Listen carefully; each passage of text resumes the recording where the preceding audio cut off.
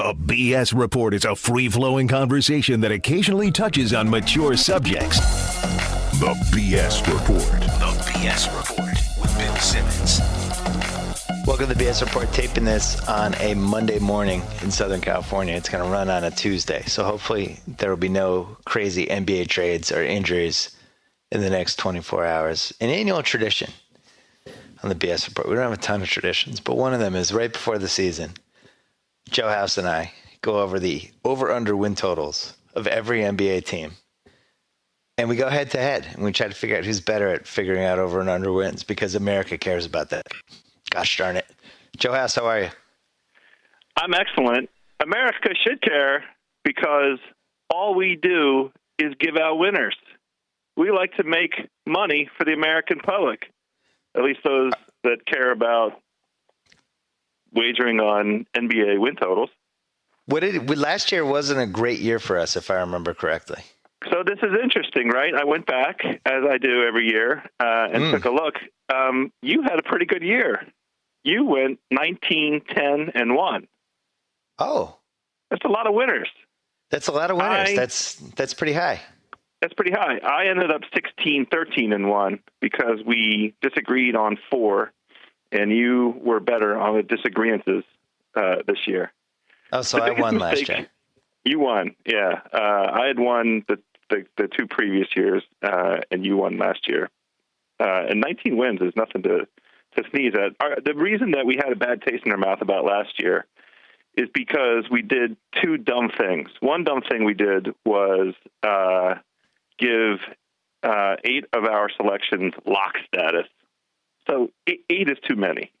Yeah, let's try to do 5 this year. Yeah, 5 sounds about right. And we went 3 and 5 on our locks. So that's why it felt so bad. And part of that, and this is the second dumb thing we did, we both subscribed to I'm going to call it the tank narrative.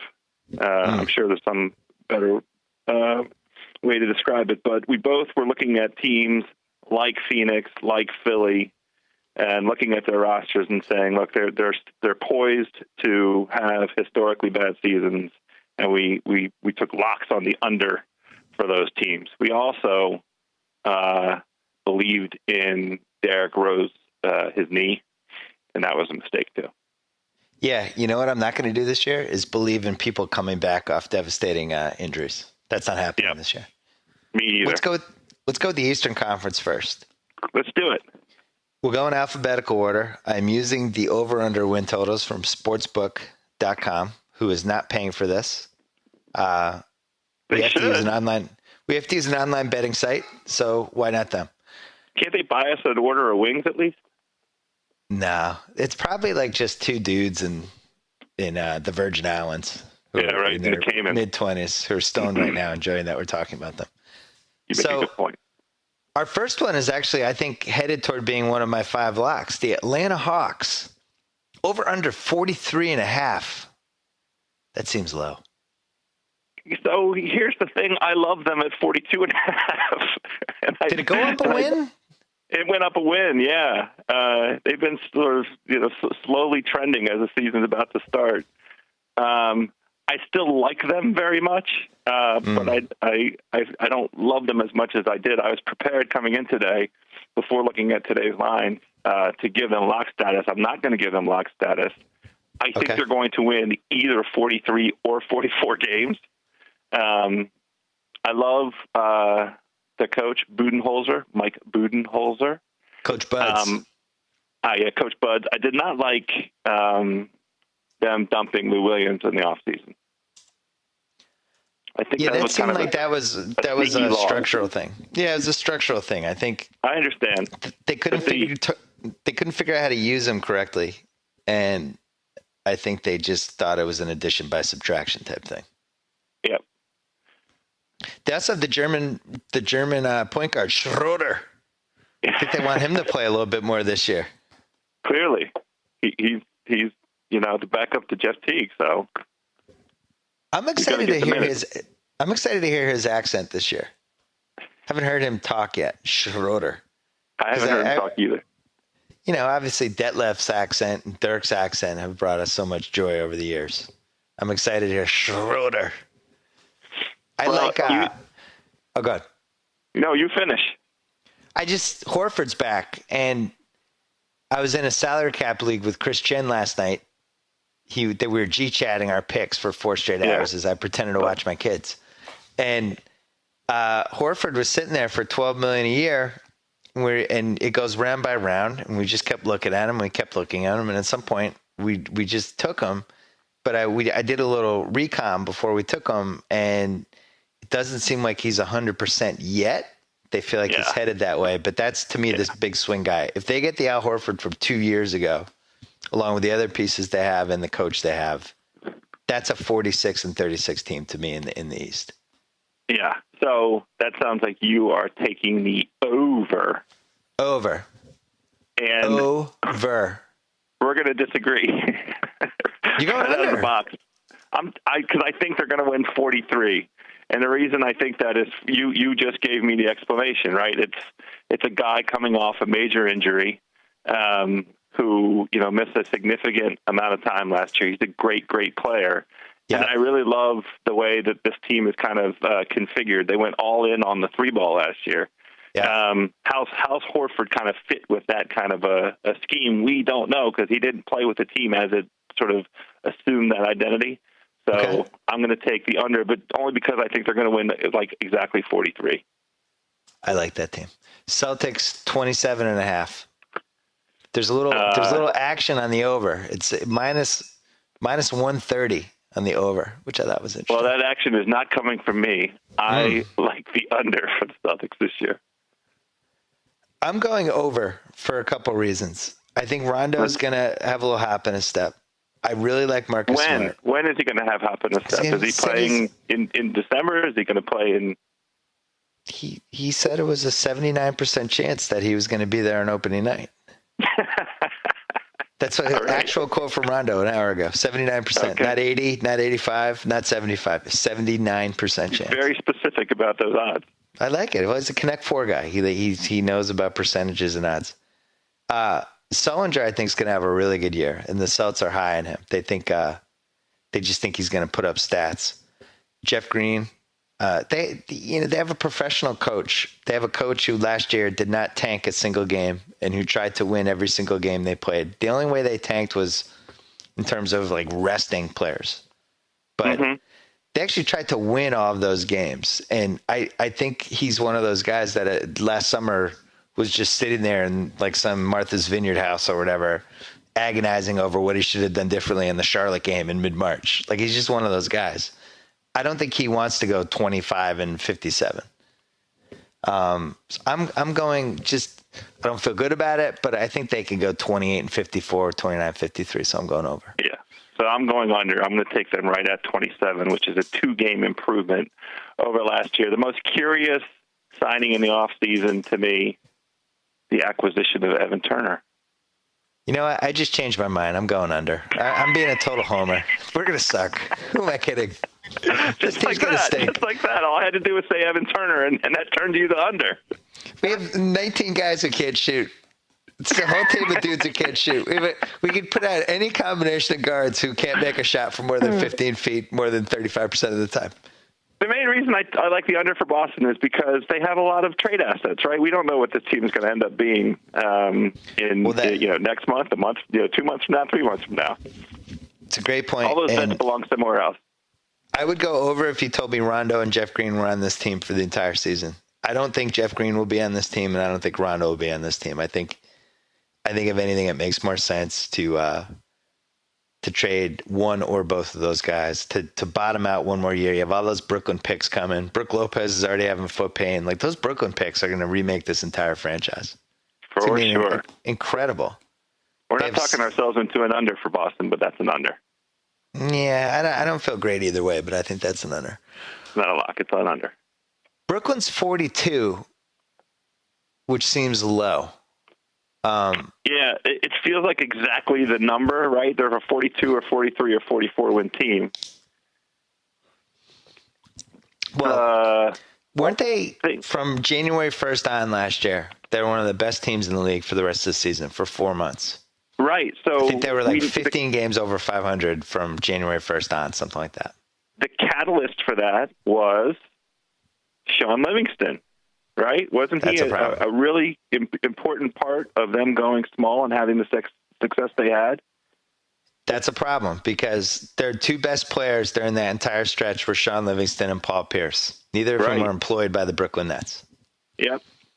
They have the Brook Lopez thing. He's already battling foot pain or whatever is going on. They have KG, who's year 20 of his career, ready to be put up to pasture. They have Darren Williams. They have a new coach. They have a new coach, Lionel Hollins, which might actually be good from a dysfunction/function standpoint. Darren Williams coming off 2 ankle surgeries. He's healthy. He keeps saying it.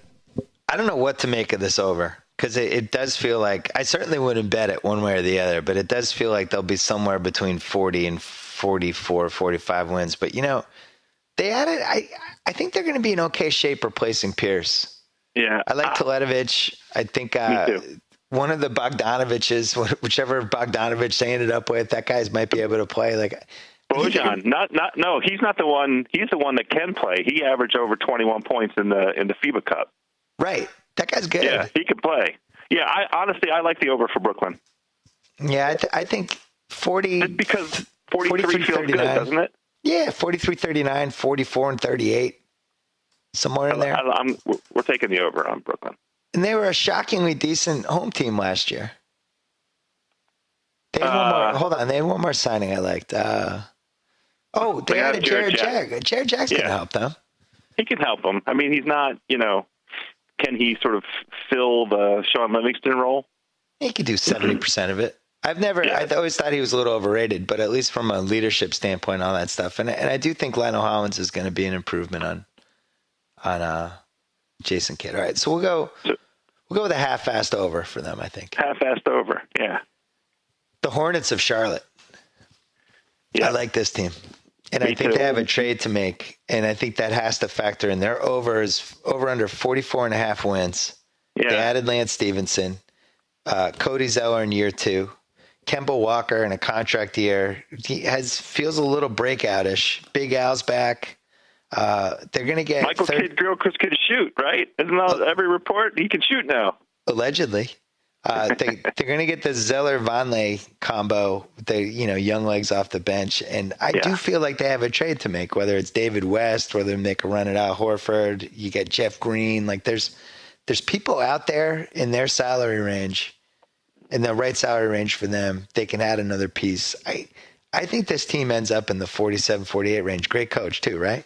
Yeah, great coach. Steve Clifford took what had been, in the bottom 3 or 4 defensively year after year after year and made them a top 6 defense last year. And it was, mostly young kids, right, that he got to buy into the idea of success by way of defense. They won 43 games last year, and they only have to win 45 games this year to hit the over. And Joe House likes that. I like it too. It seems a little. I'm not sure I love it. We added a Lance, but we lost a McBob. So how does that sort of play out? And he was good for them last year. Who, McBob? Yeah, I thought he had a good season for them. But when you have Vonleh and Zeller, you have the number 4 pick in one draft, the number 9 pick in another draft, who play the same position. It doesn't make a lot of sense to bring back McBob, so I get it. But I thought he was a good passer for them. I like the way he played. We're taking the over. Yeah, and I think I'm going to look at this quickly. Eastern Conference odds. They're 25-1 to win the East. Seems about that means something. That means 2 things have to happen. 2 sort of cataclysmic events have to occur to Cleveland and Chicago.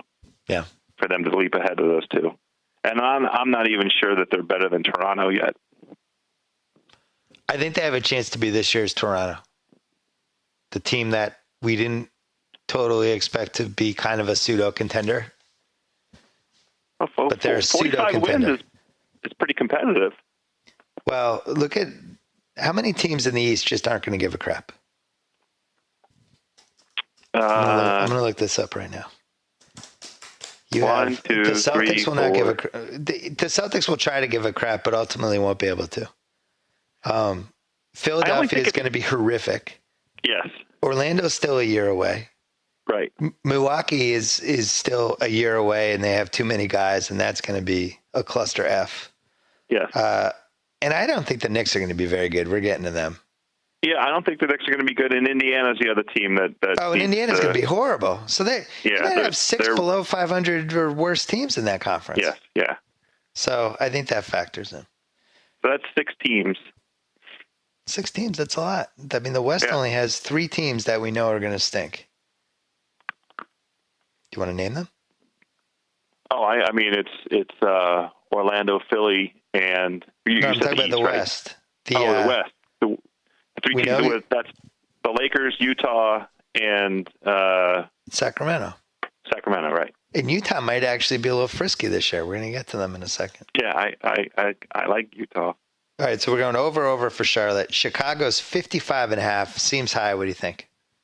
Well, the thing about Chicago is they won 48 last year with a team that feels like kind of half the talent of this team. I mean, I love this team this year, but the biggest problem I have with this team is looking at the depth chart and seeing who's backing up Derrick Rose. And it's a combo of your Kirk Hinrich and your Aaron Brooks, and that's a combo that I don't like. And the reason that my Washington professional basketball team had the success that they had last year against the Bulls, in addition to the Bulls kind of like really being at the end of their rope, like physical exhaustion-wise, those guys were dead tired, was the Washington beat the hell out of those guards. It was Hinrich and DJ Augustine last year, and it wasn't. I mean, it was a very unfair fight.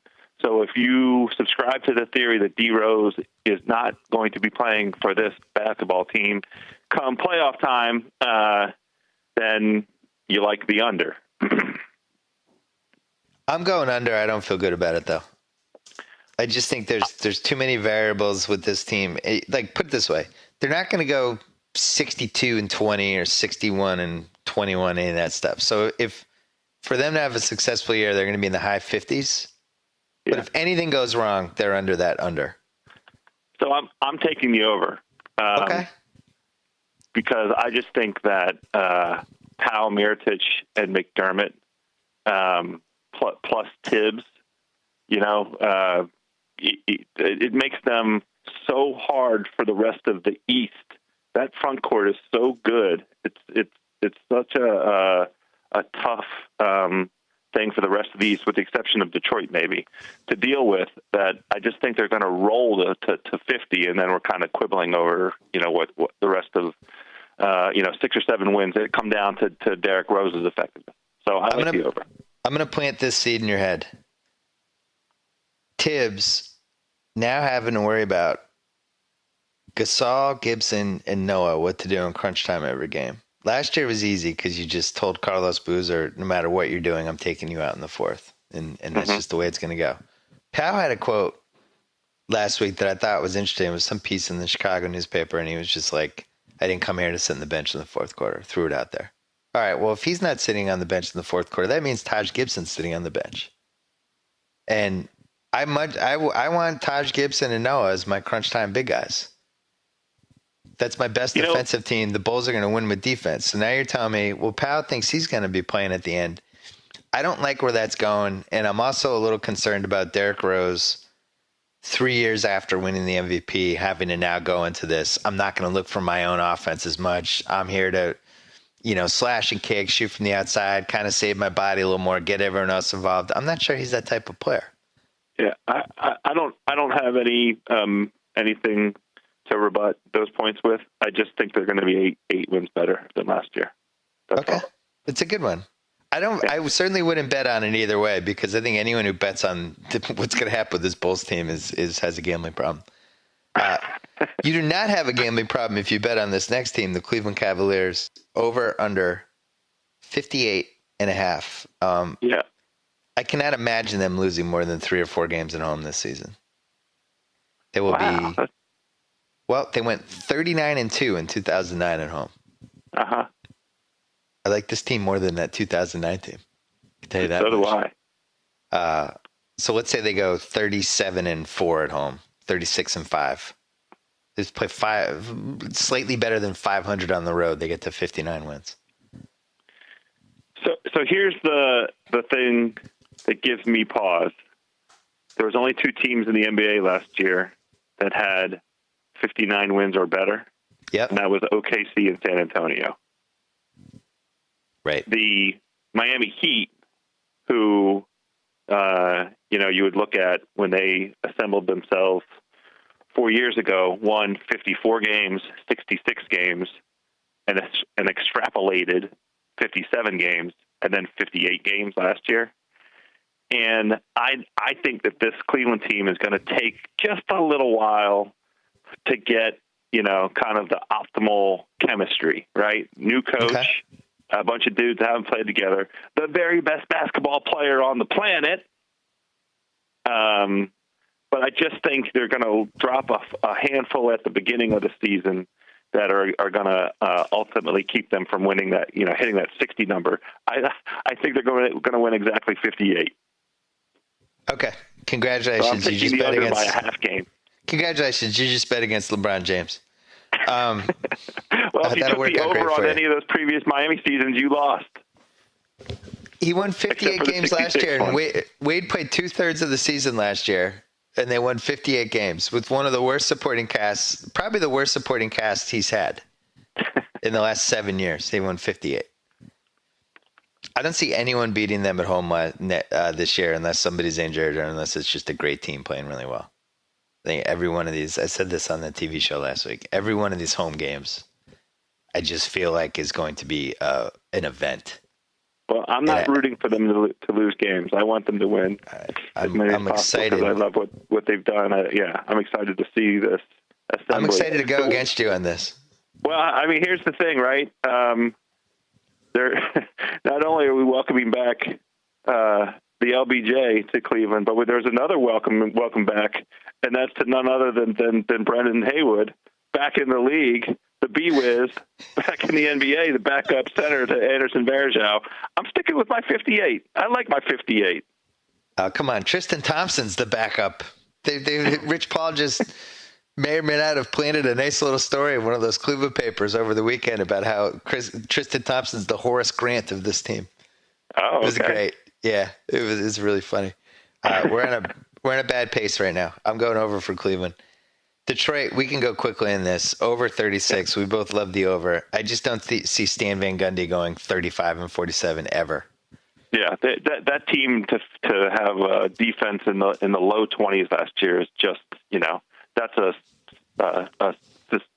systematic and systemic failure. It's both of those kind of failures. They're going to miss Jody Meeks for 6 to 8 weeks. He was the one spread the floor shooter they had, and I can see the first 2 months.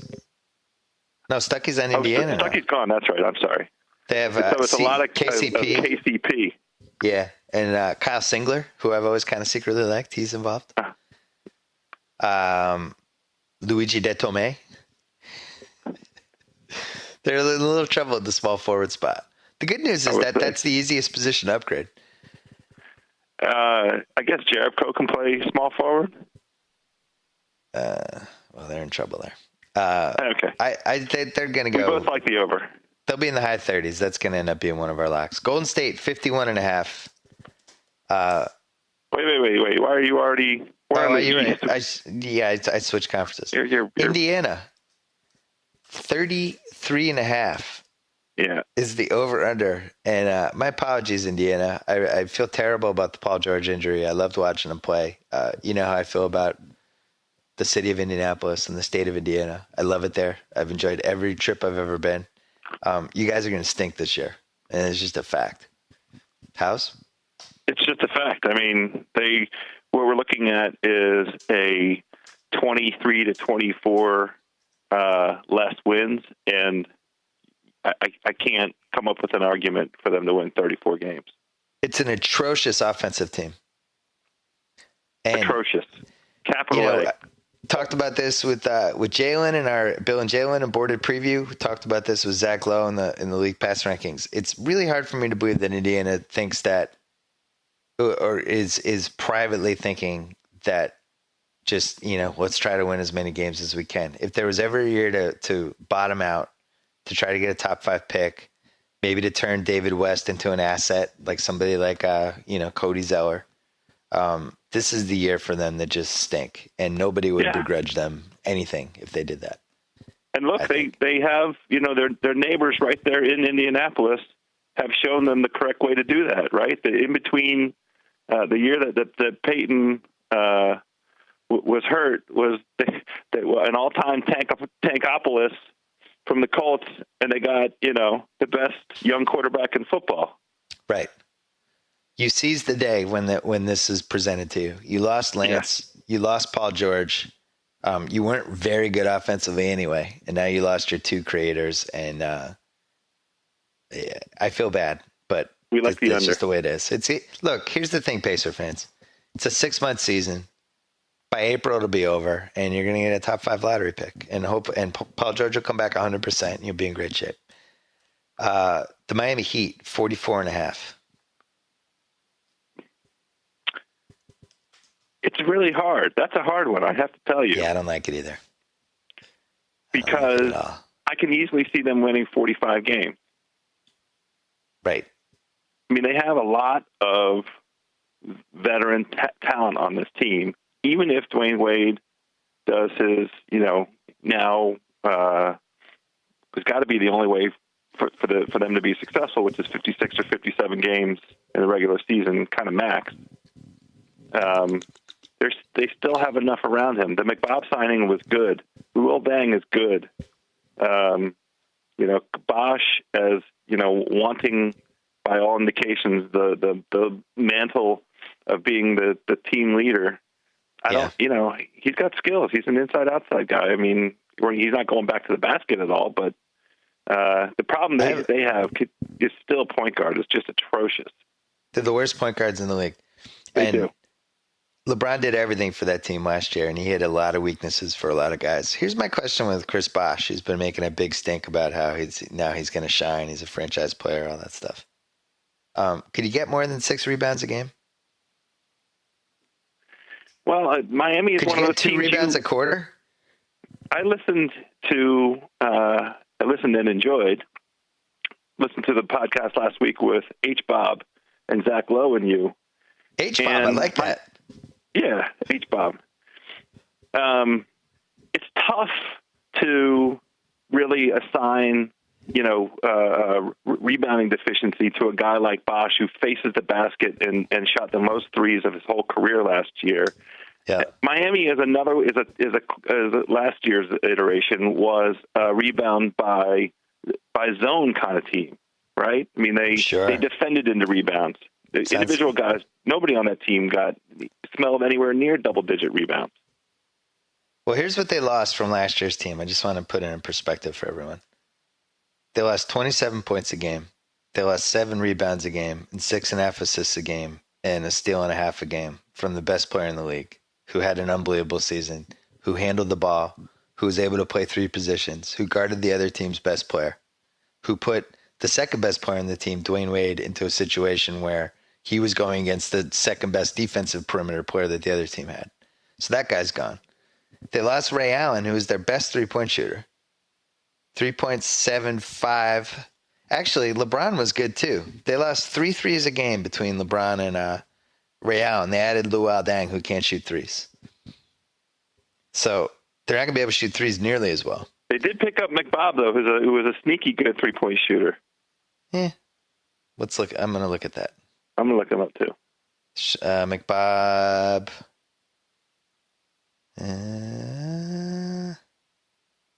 Yeah, 36%.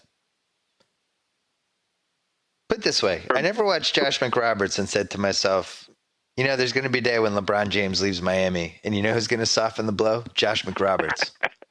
Let's just take the under and move on. Let's take the under. Here's the thing with that under.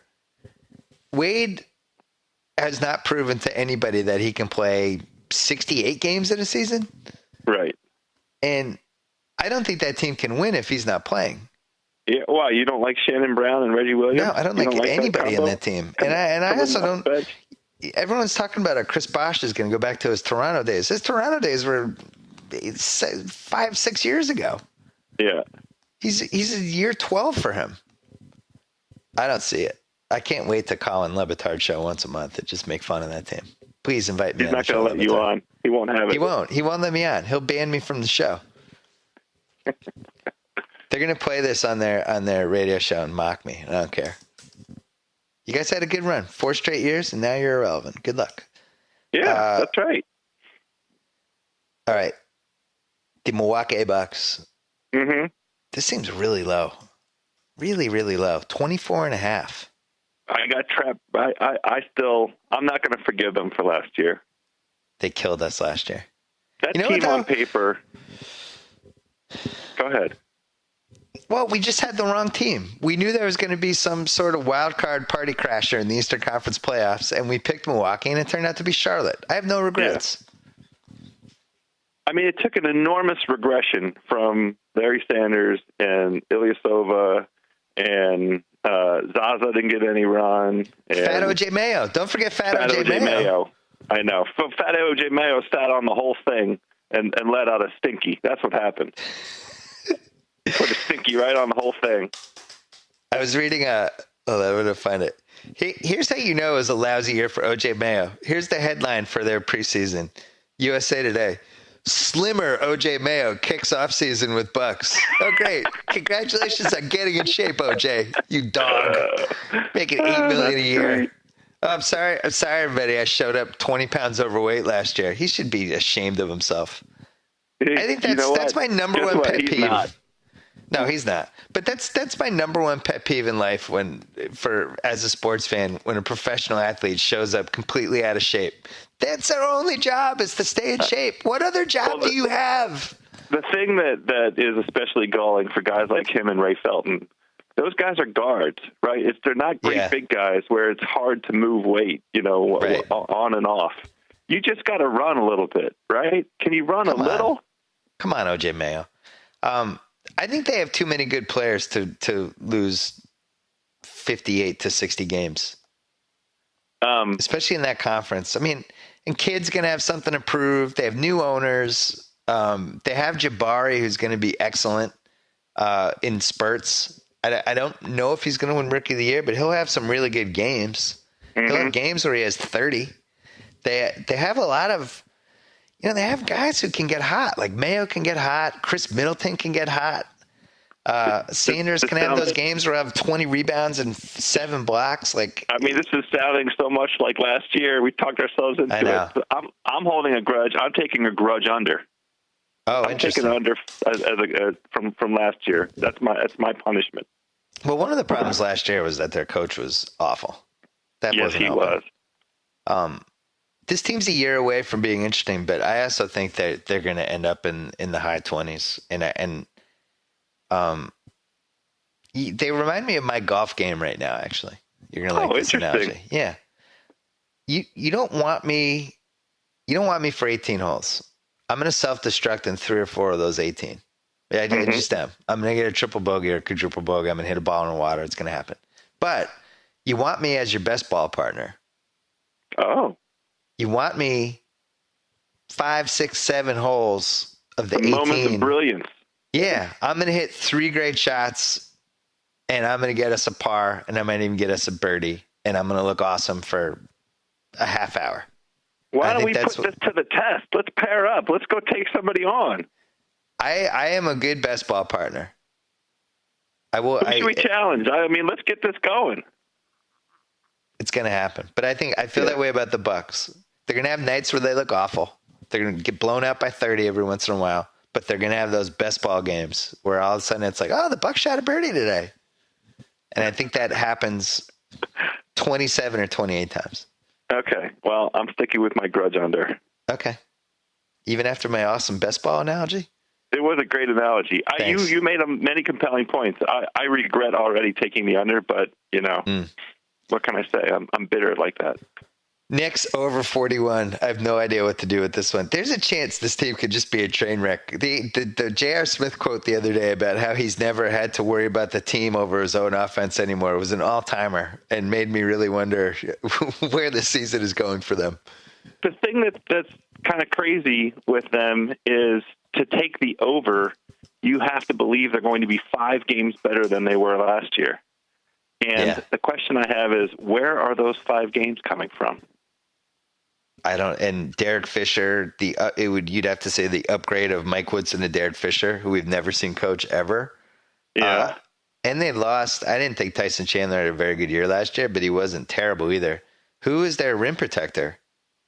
I mean, it's obviously Sam Dallenberg, right? He's been on every team in the league. That's a joke. He's not a rim protector. Oh, I mean, but that's the answer. Unfortunately, the answer is Sam Dallenberg. Right. So, I just think the Lakers and Knicks, it's going to be a layup line against those teams. Yeah, I totally agree with that. Who is the above average? Who is the above average defensive player on this Knicks team? You have to. The only choice you have is Shumpert, right? Right. The only guy you could say.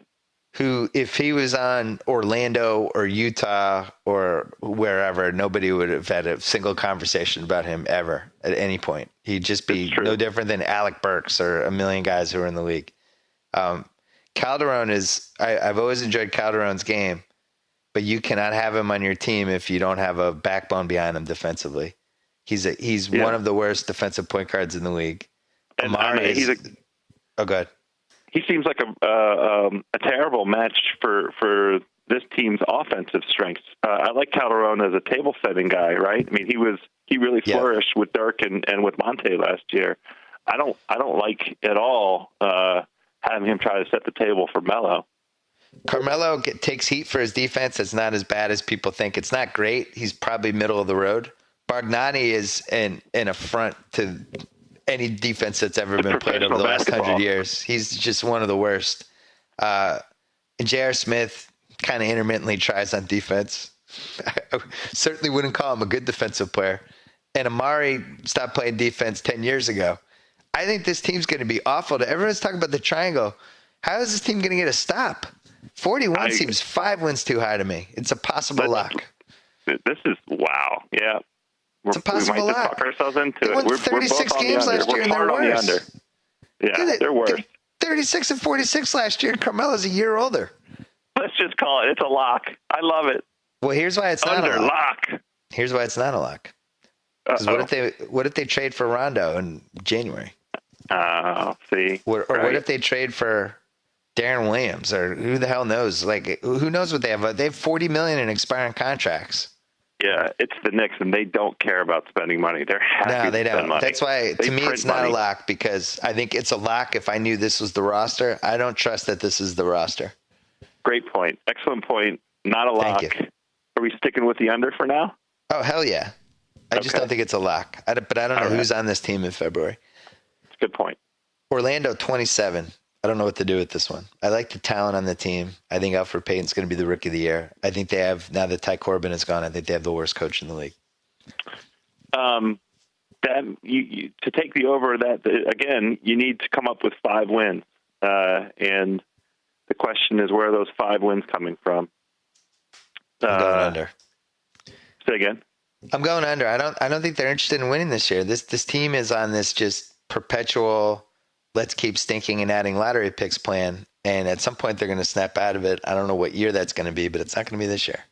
Yeah, they have some interesting young pieces, but they're still 2 or 3 steps away from, showing us anything that looks like, the corner is approaching. We might turn the corner because, Payton, who knows? Oladipo's already out for a stretch. Yep. Is somebody else on there on Orlando hurt now also? In any event, we're agreed on under. I think their feelings are hurt. Channing Frye will help. I like Tobias Harris a lot. Aaron Gordon is just going to be just energy defense in the alley-oops and has a chance to shoot 30% from the free throw line this year. It's a team that the pieces are there, but it's a year away, and they'll get a real coach a year from now. And if I was a coach that wanted a job and like to mold a nice team, this would be the team I'd want to coach.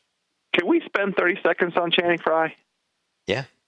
What? Why did they do that? Because the advanced stats say that he's the ultimate stretch big and a great pick and pop guy. I know that was true for Phoenix, and we will get to Phoenix soon enough. And I have nothing but criticism for the direction that they're headed in. And I didn't think Channing Frye was expendable in any way, shape, or form for Phoenix. But what the hell is he going to do for Orlando? Get paid, cash checks, and shoot threes in that order. Maybe he's a trade chip, like he's a sign and trade guy, the way that Denver signed Nene and then traded him to the Wiz, 3 or 4 months later. I got to say, I like that signing more than you because he's a veteran. And when you have a young team like that, you need a couple of dudes who can handle their business and know what they're doing. You don't think Ben Gordon's going to provide that leadership? I don't think that. Let's quickly skimp over so we're going under on the Magic. Sixers over 15.5. I just can't in good conscience. I wouldn't make it a lock, but I just can't take the over for any number with this mess of a team. Right? The one thing I will say, I really am excited to see Nerlens Noel. I honestly think he has, I keep saying honestly, he has legit shot at Rookie of the Year to me. I loved his game at Kentucky, and I think that he arrives with a head start over all the other rookies because he's already been there in Philly, learned the system, practiced with these guys, and he gets rookie treatment. I like him as a Rookie of the Year candidate. So he is plus 550. Jabari is plus 200. Elfrid's down to 15-1. And where's Exum? Exum climbed to 20-1. Exum has I like Exum. He has no chance to win Rookie of the Year. He won't play enough. Marcus Smart at 13-1 is interesting too, but the Nerlens odds are interesting because he could play 35 to 40 minutes a game, get a double-double, 2 blocks a game, some dunks. I'm not against it. I think he's already a poor man's Anthony Davis. I love Jabari, but I think the expectations for him this season are a little unrealistic. This is a guy who, went into 2 different funks during the Duke season last year, playing ACC. Like, was having trouble just getting a shot off in ACC games and could not cover anybody. So I like him. I think he's going to be an excellent pro someday, but I think to just pencil him in as the Rookie of the Year favorite is crazy. If you're just reading all the stories, Elfrid Payton's getting the most buzz out of anybody other than Jabari, just in terms of just how good people around the team think he is. And he's going to have the ball in his hands all the time. You just made the point. It doesn't hurt to be the guy that touches the ball every single possession. So what do we do with Philly? Do we go over or under? 15-67 is that's a it's one of the all-time worst records if they go 15-67. How can they win 16 games? MCW and Nerlens go crazy. The second half of last year, I think they were 4-40, something like that. Is there any possibility Embiid comes back before the All-Star break? Yeah, no, they won't do that. They want to lose again. I'm going under, but I don't feel great. I'm going under also. It's not a lock. Because it's extraordinary to win to lose so many games. 2 more Eastern teams. We're off schedule by about 5 minutes here. Toronto is 48. Damn, it's right where it should be. I agree. I'm taking the over for Toronto because I don't go against Drake on anything. Other than shooting from the elbow. Goodness gracious, did you see that air ball? Come on, Drake. I'm going under. Oh, you're going against Drake. I wouldn't bet on it. I just think because over is 49-33. That's a really good record, and I don't think they're one of the best 12 teams in the league. So they won 48 last year. Yeah, weaker conference. Conference is a little better this year. You sticking with under? Yeah, nobody's shown me how they're better than last year. It seems like they just brought the same team back. And if you're saying, well, here's how they're going to be better. Well, first of all, Lou Williams. Lewis, I called him. I think that's a help at shooting guard. Lou Williams single-handedly destroyed the Hawks in that round 1 playoff series last year. They went 7 games. Here's how. Remember? And Lou Williams ruined their chance to win in 6. I thought he had a terrible year last year. I don't think he's been the same since his knee injury, personally. I think this is a team that having had the taste, they had that look through that series of being right on the brink, and nobody just sort of grabbed the thing and took them over the top with it. I think now that they've had a taste, I like them to just be out there TCOB and taking care of the business. They'll like be in the high 40s. 49. Okay. I think that they have a lot of expectation. Mm-hmm. I'm not positive how they got better, and I think the team around them is better. Also, Kyle Lowry getting paid. I want to see him continue to play with the same vigor now that he's been paid. Well, now he's been paid. Now he wants that All-Star nod that he was deprived of last year. Sounds and Valanciunas was awesome in the FIBAs. Listen, if so they go awesome 40, that Boogie almost punched him. They go 46-36. That's a good season, and they would be 2 under the under. I'm gonna stick with the over. Okay. I'm down. I'm down with the Drakes. Washington Wiz 47.5. Your team. Yeah, I'm just gonna take the under. What? As a self-defense mechanism. Okay. The Brad Beal injury. Don't love it. Not a big fan of it. Obviously, I'm over the top overjoyed with the way that the Ariza Paul Pierce thing went. I mean, it's just so out of character for this Washington team to make a smart move. Yeah, I mean, and it came right on the heels of overpaying and overyearing Gortat by such an exponent. But you knew that was coming, right? I mean, you could have called that in January that they were going to overpay and overextend Gortat. I'm ashamed to be your friend right now. We've been friends since 1988. This is the most promising Washington professional basketball season you've had since you were 10 years old, and you just went under.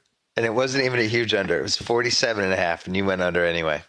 Because I think they're going to win 47 games, which should be good enough for the third or fourth. Okay, well, you know what? East.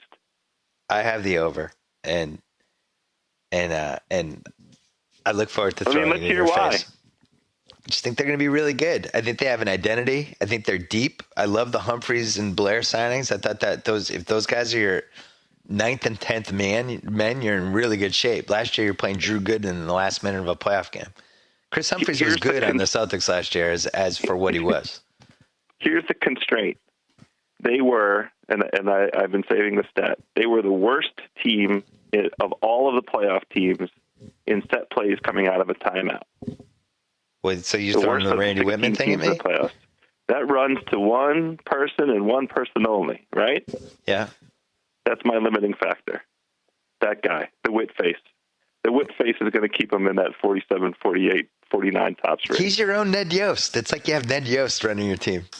This isn't a team that's going to excel with that degree of difficulty. It doesn't need any additional degrees of difficulty. I'm sticking with the under just because I'll be disappointed. I'll be pleased to be wrong. That's such a lame. Be happy to be wrong. That's so lame. It's a defense mechanism. It's survival so instinct. Lame. It's survival instincts. Look, this is like what Claire Danes would say on Homeland. It's like a lame Claire Danes move. Call you Claire for the rest of the contest. Did you watch what happened to the Washington Nationals in the baseball playoffs? I mean, come on. I was at, the 18-inning game. Are you watching Homeland? Bad out there, freezing cold. Are you watching Homeland? Yes, it's unwatchable. It's quietly become one of the worst shows on television, and they thought it was a good idea to have Claire Danes have sex with the Mideastern kid from $1 Million Arm. For some reason, they thought this was a great plot. It's astonishing. That show's horrible. I love The Affair, though. Are you watching The Affair? Yeah, of course, all in on the affair. The affair's great. What kind of things do you say to your wife during the affair to make her think that you're not going to have an affair? Because my wife watches it, and it's like the guy on the show just represents all men. I don't say anything, and I don't make eye contact. 1 whole hour sitting on the same couch, watching the same TV, no eye contact or words spoken for an hour. I try to make jokes. I just make a lot of jokes during it. Yeah, that's good. Anytime Joshua Jackson's on, I just make Dawson Creek's jokes. I got to go. Vanderbeek's on the phone. Like, I'm just like trying to lighten the mood the entire time. Yeah. He's also one of the worst cheaters ever, the guy in the show. He's a terrible cheater. Terrible cheater. Like, what are you doing? But then you can't say that because then your wife's like, why do you know who's a good cheater? It's not Don't that. say It's a like word. Just sit there saying, oh boy, this is the playbook of how to get caught. You're in Montauk. It's this little tiny town. You're pulling this girl behind like the fire engine sign so you can make out with her. It's like, what are you doing? That is a plea for help. It's a plea for, please catch me. Yeah. It's a good show. I really like it. We're enjoying it. The Affair. He's having an affair. It's great. All right. So the Wizards, you're going over and I'm going under. Are you watching Walking Dead? Around. I'm going over. You're going under. Are you watching Walking Dead? No, I missed the beginning, and so I'm out. You're out on the greatest show on TV? I'm just. It's like Lost. I didn't watch any of Lost. I have to get all the way caught up. I have the box set. Oh yeah, like you're gonna watch that. Someday. Do you think, would you have made the guy's wife on The Affair, would you have made her cuter so it was more unrealistic that he was cheating on her, or gone the other way? I actually think they hit a home run with her. I think she's good. Perfect. She's right in that I agree. Cute, naughty class. Yeah. Cute, naughty, but maybe they kind of ran out of steam a while ago, and now he's kind of looking around for weird waitresses with a lot of baggage. Yes. The one character that doesn't make sense in The Affair is I guess there's no other word to say it, like the promiscuous daughter, right? She's ready to bring it. I knew you were going to say her. We don't have confirmation that she's promiscuous, right? Well, she was bringing a guy upstairs at that giant Montauk party the grandparents were having. Why was she bringing an adult male up? I'm just, if I'm the guy on this show, the entire time I would just be freaking out about my daughter. And instead this guy's like, I'm going to go to the library to research this book I have no idea for. And if you see me like hiding behind a tree with a waitress, like I'm interviewing her for. That's part of the research. And his stupid wife's like, "Hey, did you find out any good info at the town meeting today?" They're also doing this good thing with that wife. She's a good wife. She's not a bad wife. Yeah, I already feel bad that what he's trying to do. Yeah. But yeah, if that was my family, the whole time, I would be just upset about my daughter. That's it. That's all I would think about. I'd be like, "Oh my God, I've just failed so miserably and terribly as a parent." Like I don't even want to. They need to do a better job of establishing that he gives a shit about his family. Yeah, because I'm not convinced. It's a little lacking. Yeah, I'm not convinced. I don't feel like he does. If you could compare, I think we end this podcast and then we start a second podcast. I think we go to a part 2. Terrific. So let's recap the East. Hawks over under is, hold on, let me get my computer right here. Sorry, I was just hitting on a waitress diner. I lost my track of mine here. I have it. Do you want me to do it? No, I got it. Right. Hawks 43.5. I like the over. You like the under? Yes. Celtics 27.5. We both like the under. Yes. Brooklyn 42. We like the over, but we don't feel good about it. You're right. Charlotte 44.5. We both like the over. We do. Possible lock, but we'll get back to that. Possible lock. Chicago 55.5. You like the over? I like the under. we disagreed on it. We did. Almost vehemently, not quite vehemently. No. Cleveland, over under 58.5. I obviously went over since they employ the best player in the league and one of the 7 best players in the league, Kevin Love, or one of the 10, wherever you want to put him, plus Kyrie Irving, who's Mario Chalmers on his greatest day ever, 40 times a year. You were not as impressed. You went against David Blatt. You didn't respect his Maccabi El Daviv team. What was that team? Maccabi? Yeah, that one. Yeah. I don't have you didn't respect his work on that team? You're not watching the YouTube clips? I respect the hell out of him. I respect everything that Cleveland did. I just think, you got to allow for a little bit of time for it to come together, for it to gel.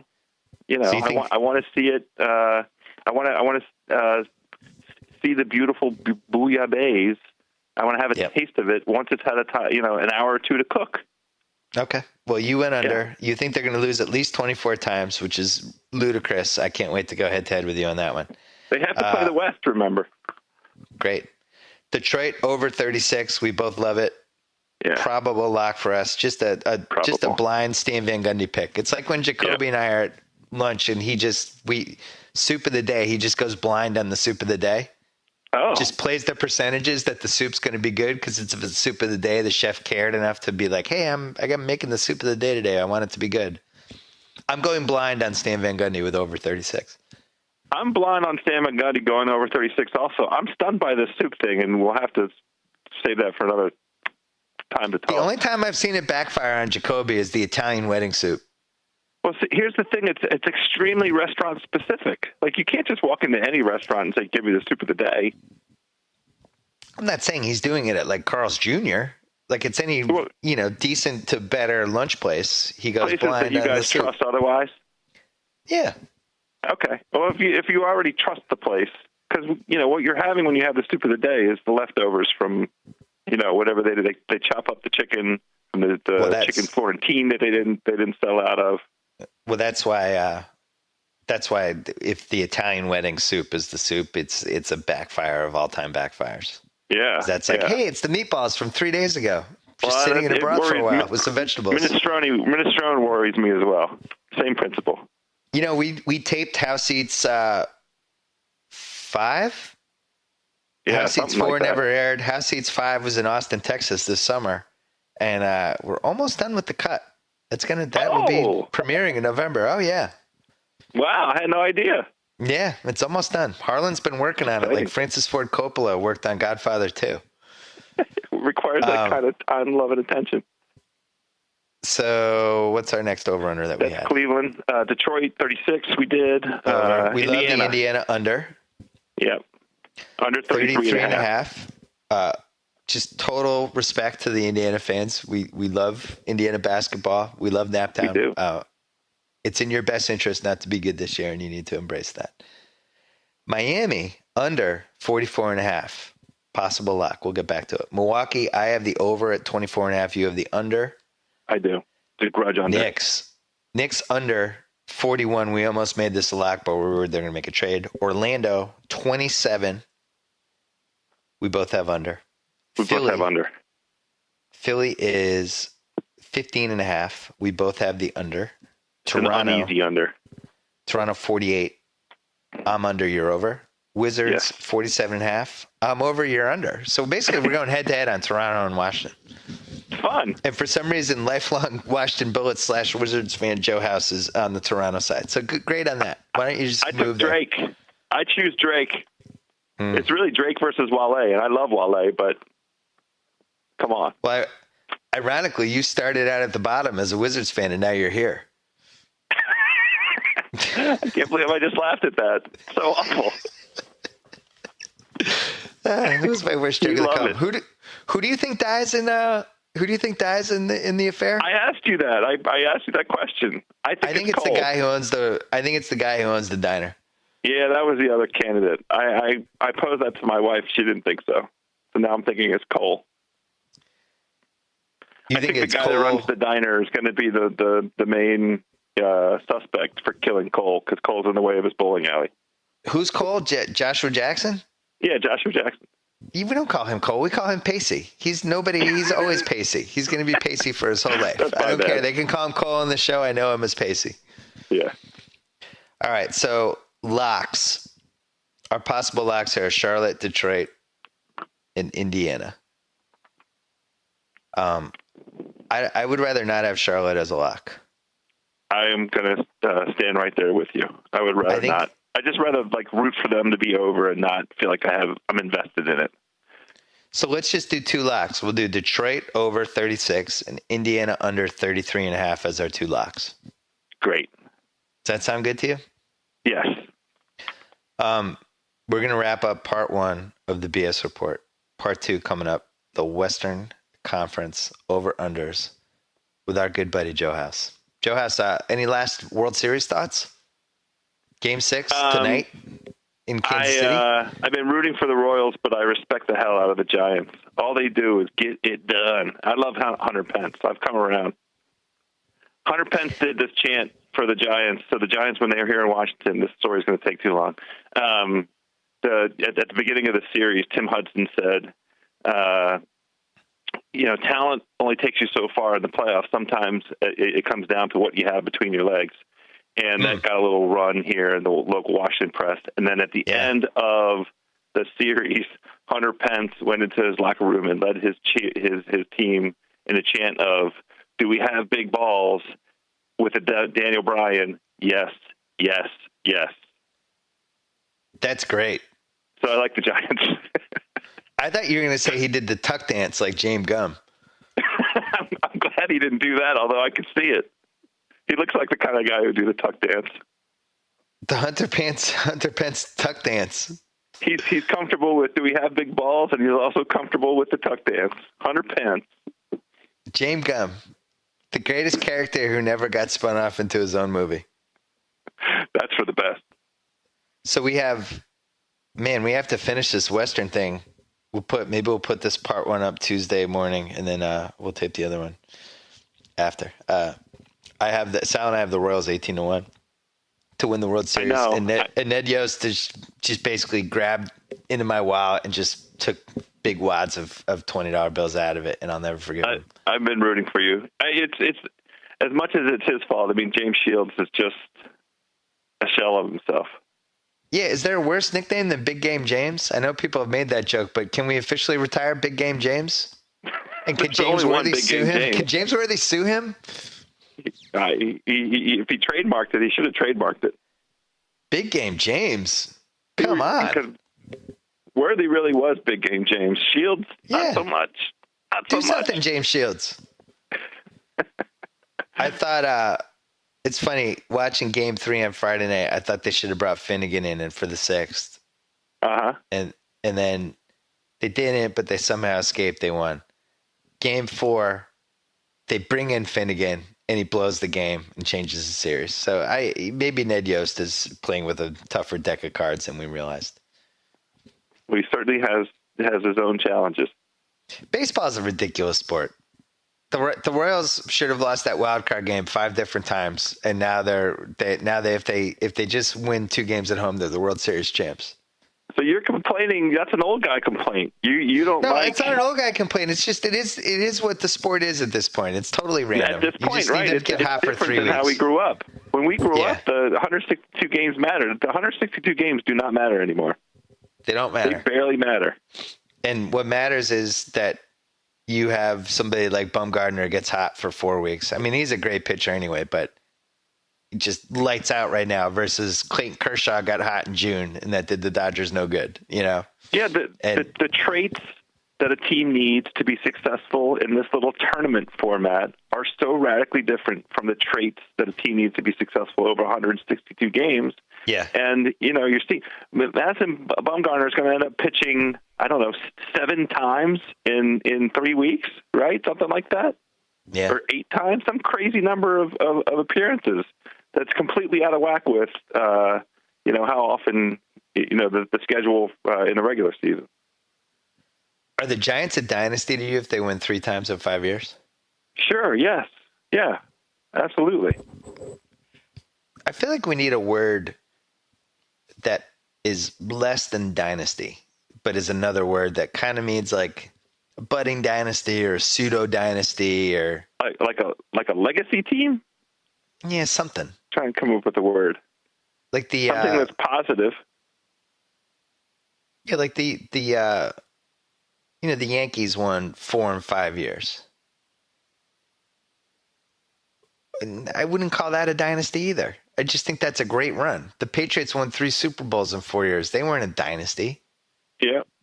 Like that, the Russell Celtics won 8 straight titles. They won 11 in 13 years. Like, that's a dynasty. You know? Well, so, who in modern sports would you say fits the dynasty? That's what I'm saying. I think we need a different word that captures like the level below being a dynasty. Sustained greatness. That's not like a quite kick-ass dynasty. team. Somebody that owned a half a decade owner. Yeah. I mean, the curious thing is the Spurs are the closest thing to a dynasty to me, but and they are in a dynasty. I know, because there was big gaps between their championship rings. Lakers won 3 straight finals, made the finals 4 times in 5 years. I don't feel like they were a dynasty. The Bulls, 6 and 8. That's probably a dynasty. Like, they dominated that decade. That's true. The Bulls are the last true dynasty. Yes, I think that's fair.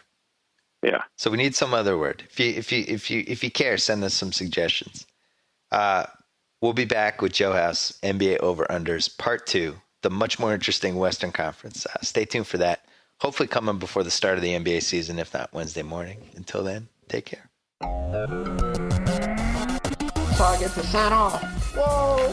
Thank you for downloading the BS Report with Bill Simmons. Too much fun. Check out more podcasts at the iTunes Music Store or at PodCenter at ESPNRadio.com. Peace out.